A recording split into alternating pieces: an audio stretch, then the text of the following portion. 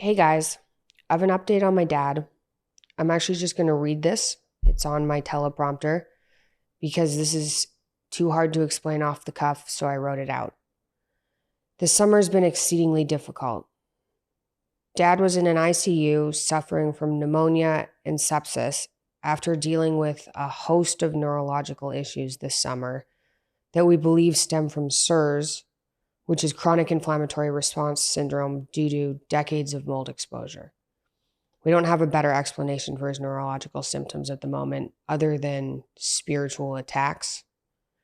He's been suffering for the last number of years with unexplainable neuropathy and weakness, amongst other symptoms, but they worsened this summer after he cleaned out his parents' basement after his dad, my grandpa, passed away. We weren't able to communicate with Dad really all of September.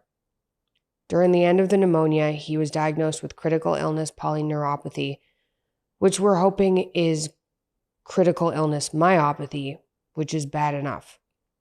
That's been heartbreaking and brutal on top of everything else. But after almost a month in the ICU, he's been moved out to a less urgent floor.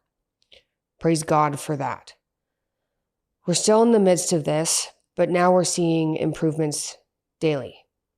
The timeline for his full recovery is hard to tell at the moment, and I'll update everyone when we have more information.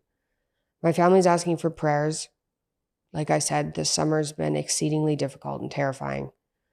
Dad's condition is complicated by the fact he can't take most medications without suffering from severe paradoxical reactions, which limits treatment options. Like I mentioned, I believe there's a spiritual element at play here. I think a lot of people have felt it in the last few weeks and months. It's been hitting my dad and my family hard this summer.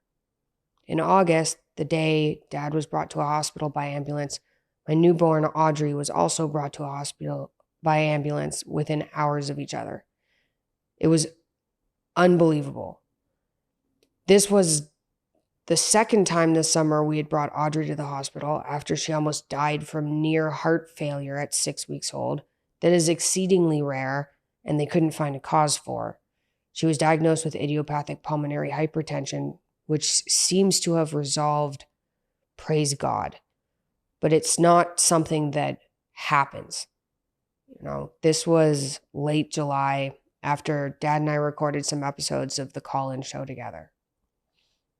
Everything went just really downhill fast after that. Every